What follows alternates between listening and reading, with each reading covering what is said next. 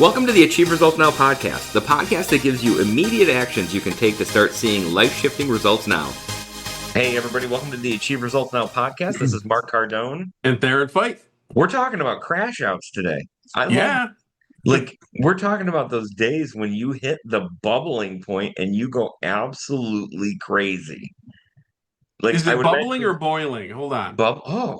Is it a bubbling point or a boil? I'm not sure. I think it's a boiling point. I would think it's a boiling point, but you can say bubbling.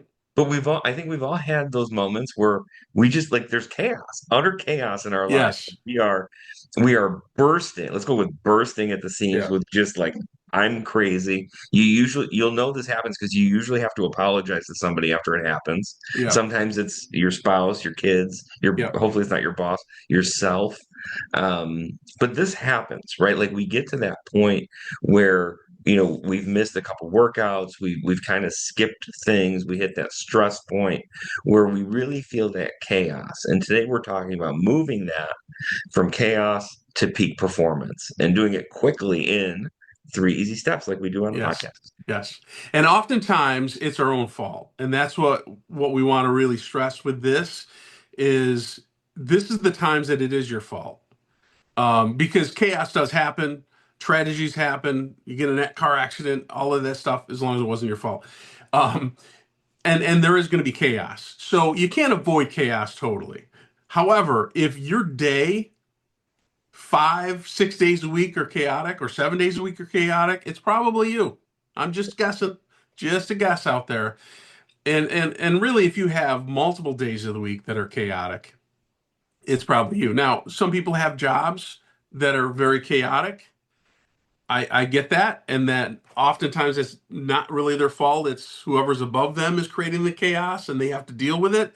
So I understand all of this, but we're talking about what you can control. So throughout your day, make sure you're not creating any extra chaos. And then if you are, what are the steps you need to do?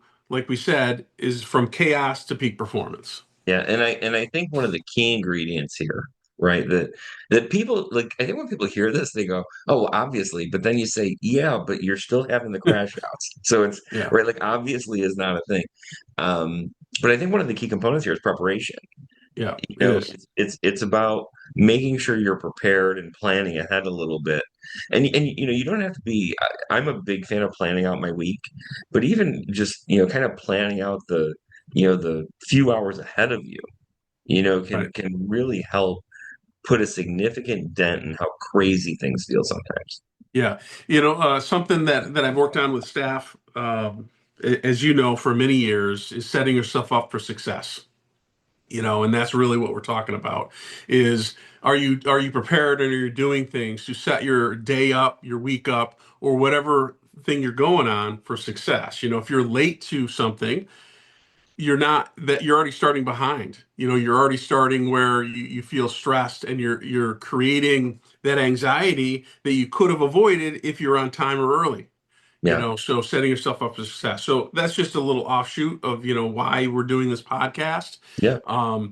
And I think the steps are simple, and I love what you said is some people are going to be like, well, yeah, I know that. Okay, great. Are you doing it? Because most people know what to do, but they don't do it. So we're here to remind you. Successful people don't need to be told what to do, but they often need reminders, and that's what we're here for. Because when you show up in a meeting with me and your hair's frazzled and you're 5 minutes late, right?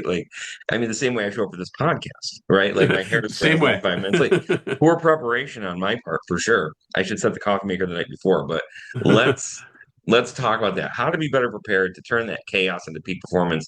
And number one really starts with that honest assessment, right? Yeah. Picking that one area of your life where you feel like your hair is messed and you're late, right? Mm-hmm. Like you're speeding around the corner to get to that thing, or the thing you're just not doing, right? The thing that you get to the workout and you go, hey, I got 5 minutes to get to the gym or to get and I can't find my shoes. Mm-hmm. But pick an area, pick that one spot that's the biggest pain point. Now, once you have that area, now you need to rate it.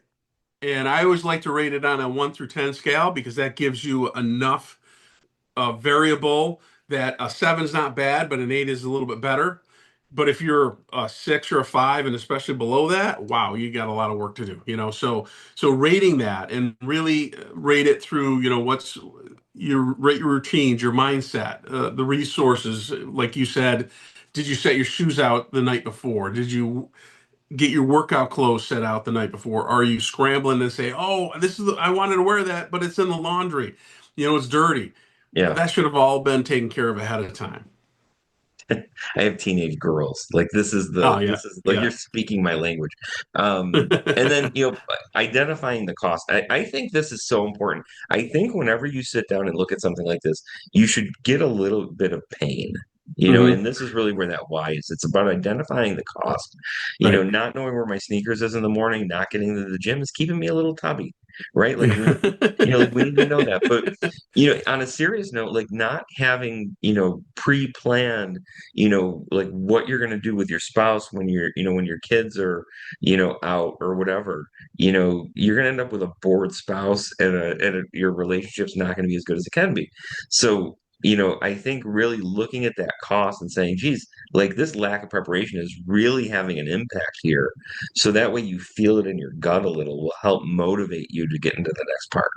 Yeah, and I think some people need to be harder on themselves. Yeah. Of course, some people are too hard on themselves, and they're not their own fans. Yeah. You need to be that, but you need that balance of being your biggest fan, but also your biggest critic. I think that's a good having both makes a big difference. If I didn't prepare for something, I'd be like, yeah, this is why I didn't prepare, and I can make all the excuses in the world, but I'm just going to get better next time. So I don't beat myself up as long as I come up with a solution.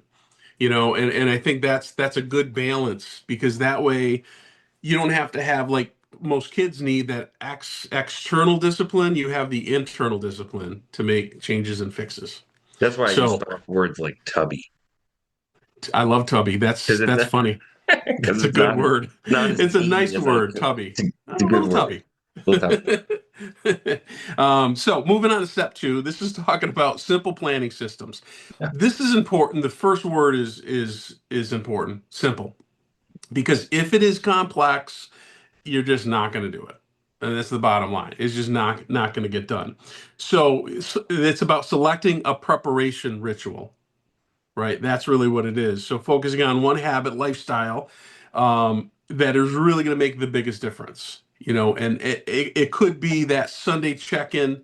It could be that 10-minute nightly review.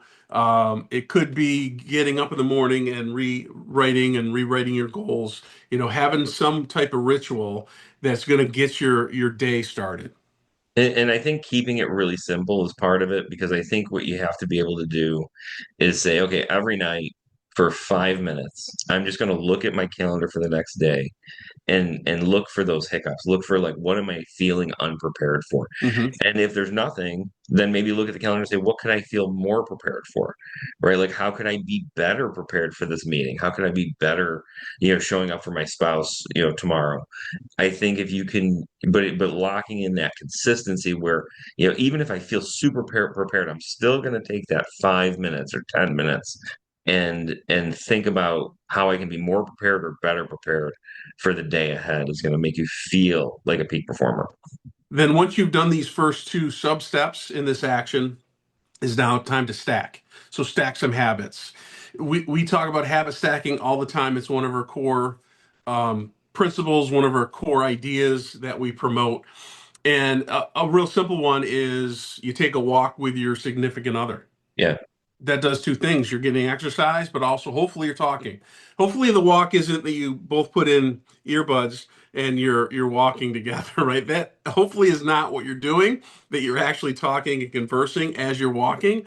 That's a great habit stack. It's very, very simple. And I see a lot of people in my neighborhood doing that. And I'm like, wow, that's really good. I'm glad they're doing that. And then but it could be a bunch of different things. It could be pick it. It doesn't have to be just that. Yeah. Yeah. Yeah. You definitely don't want to jog with your spouse. And if you do, you want to let her win. Make sure Oh, for she's a little sure. bit ahead. For Don't, sure. yeah, Yeah. don't be that guy. Don't be that Um, good. And then, so the last part of this, so once we've got this preparation together, we want to put it into action, right? Never leave the sight of a goal without taking an action. And also, once you start to make this momentum, it's important to take an action. So I Mhm. love the thought of just doing one small action, right? Do that one concrete step, that aligns with what you're trying to prepare. Whether listen, if you want to eat healthier, go to Wegmans and buy some of those containers, right? Where you can put the Mhm. food into, Yep. because I think one of the things with meal prep is we go, how am I going to get it from A to B, right? Go buy the containers, schedule that conversation, really look ahead and get that one action done.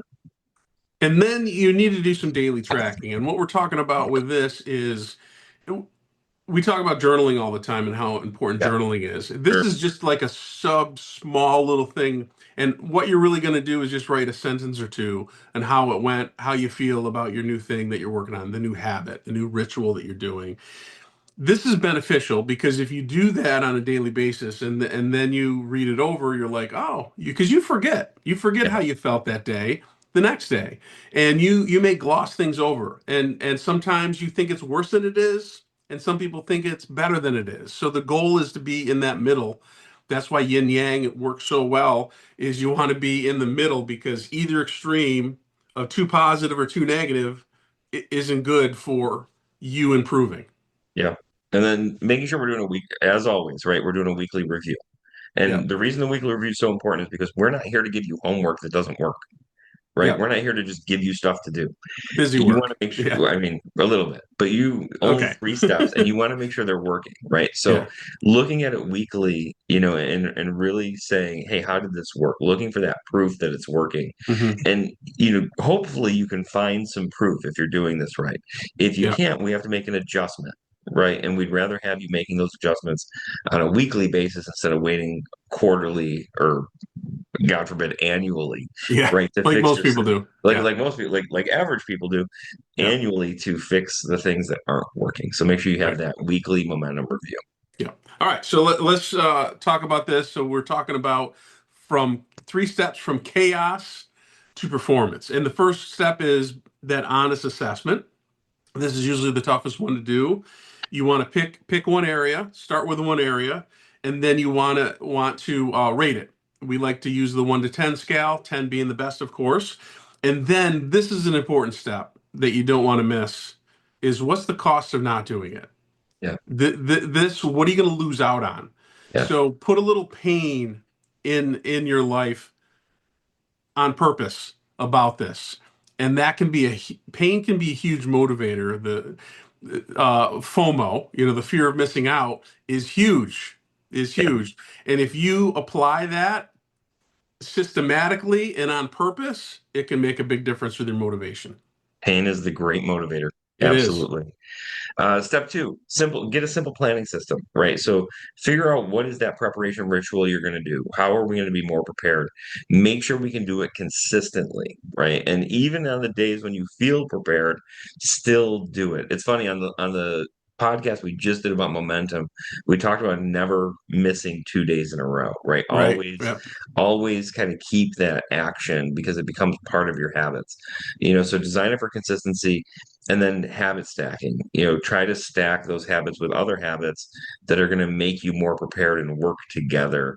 That'll save you time and that'll just make the process work better. And then step three is you got to put it in action. All of this is great. You did all the preparation, but then you didn't take any action. Well, you just wasted your time. So put it in action. So what's the one small step you're going to do right now, today?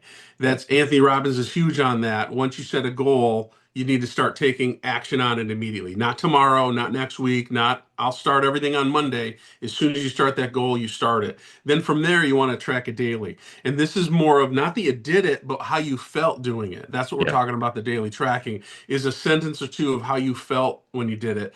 And then the step three is you take your full 7 days of how you felt, you look it over, and that's your weekly review. And we suggest you do it on Sunday. That way you can set up your week for Monday and you're hitting the ground running on Monday. But all of these stack on top of each other. So you have to take action. You have to make sure that you're doing that daily review. And then you do the weekly ritual review. Absolutely. And that wraps up this episode of the Achieve Results Now podcast. Be sure to visit our new website. Check out all the cool new features over there at achieveresultsnow.com. And get ready Share for the this book. and get ready for the book. Make sure your email is in our box so we can let you know. Share this podcast with somebody who you think would get some value from it. That's how we grow. And we will see you on the next episode. Thanks, everybody. Thanks for listening.